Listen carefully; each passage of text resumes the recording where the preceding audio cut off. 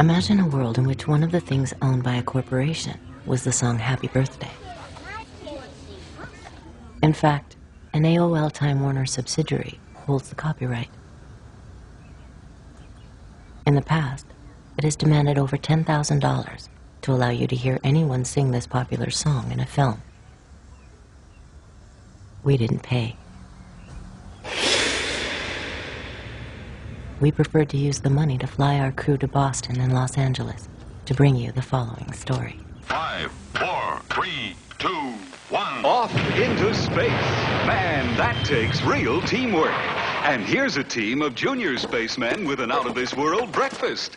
Comparing the marketing of yesteryear to the marketing of today is like comparing a BB gun to a smart bomb. It's not the same as when I was a kid, or even when the people who are young adults today were kids. It's much more sophisticated and it's much more pervasive. It's not that products themselves are bad or good. It's the notion of manipulating children into buying the products. In 1998, Western International Media, Century City, and Lieberman Research Worldwide conducted a study on nagging. We asked parents to keep a diary for 3 weeks and to record every time, you could imagine, every time their child nagged them for a product. We asked them to record when, where, and why. This study was not to help parents cope with nagging. It was to help corporations help children nag for their products more effectively. Anywhere from 20% to 40% of purchases would not have occurred unless the child had nagged their parents. That is, we found, for example, a quarter of all visits to theme parks wouldn't have occurred unless a child nagged their parents. 4 out of 10 visits to places like Chuck E. Cheese would not have occurred.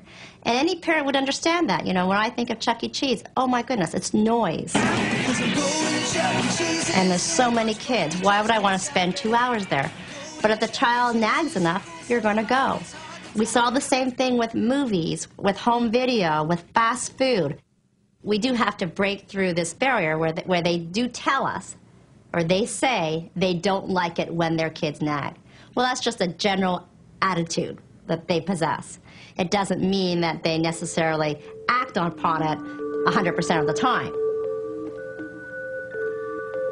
You can manipulate consumers into wanting and therefore buying your products.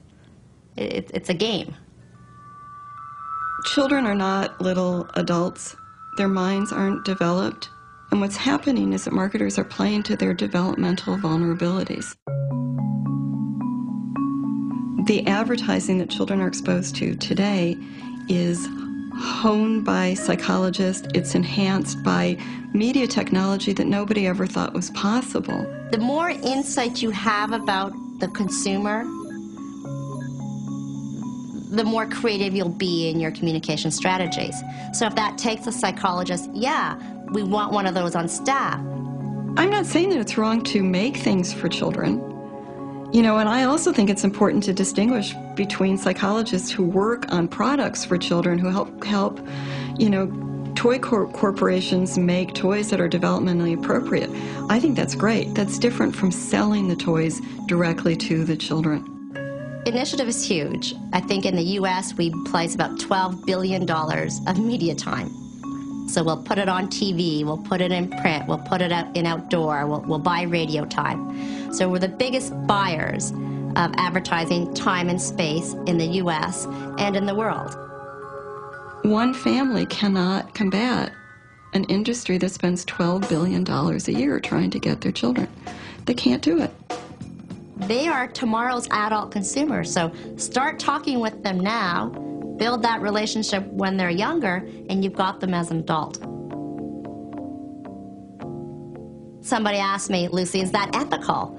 You're essentially manipulating these children. Well, yeah, is it ethical? I don't know. But our role at Initiative is to move products. And if we know you move products with a certain creative execution, placed in a certain type of media vehicle, then we've done our job. Every institution provides the people who are members of it with a social role to occupy. And typically, institutions that are vibrant and have a lot of power will specify that role in some sense as a list of virtues. It's true for churches, for schools, for any institution that has power over people and shapes them. One nation. The corporation, likewise, it provides us with a list of virtues, a kind of social role, which is the good consumer. Like the waters of a mighty ocean, people also represent a tremendous force, the understanding of which is of greatest importance to the American way of life. This force is known as consumer power. The goal for the corporations is to maximize profit and market share, and they also have a goal for their target, namely the population. They have to be turned into completely mindless consumers of goods that they do not want. You have to develop what are called created wants. So you have to create wants. You have to impose on people what's called a philosophy of futility. You have to focus them on the insignificant things of life, like fashionable consumption. I'm just basically quoting business literature, and it makes perfect sense. The ideal is to have individuals who are totally dissociated from one another, whose conception of themselves, the sense of value, is just how many created wants can I satisfy. These people are customers because they are willing to trade money for widgets. And all the customers take their widgets home to all parts of the country.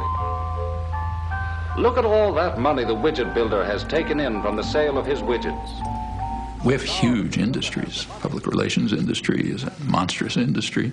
Advertising and so on is, which are designed from infancy to try to mold people into this desired pattern.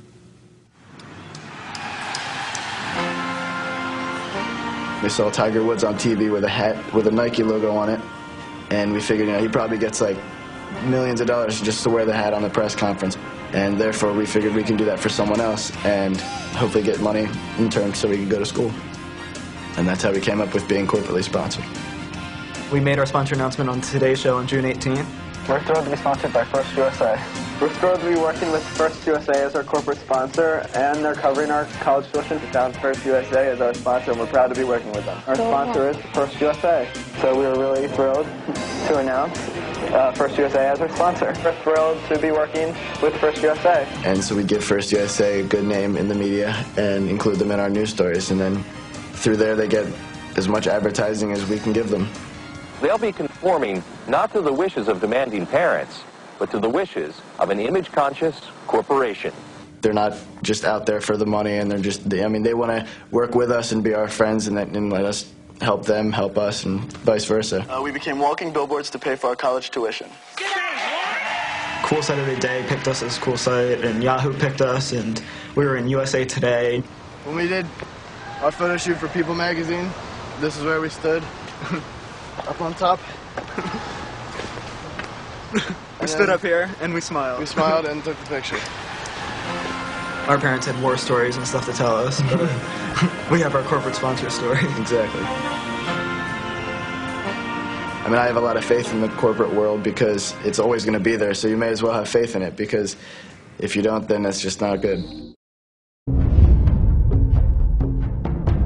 Canada's most popular documentary, The Corporation, now on DVD. More than 8 hours of extras on 2 discs, commentaries, the making of, deleted scenes, and more. 165 new interview clips on 23 topics, with related web links and strategies for change. Special offers at thecorporation.com. May cause social change. World domination not included.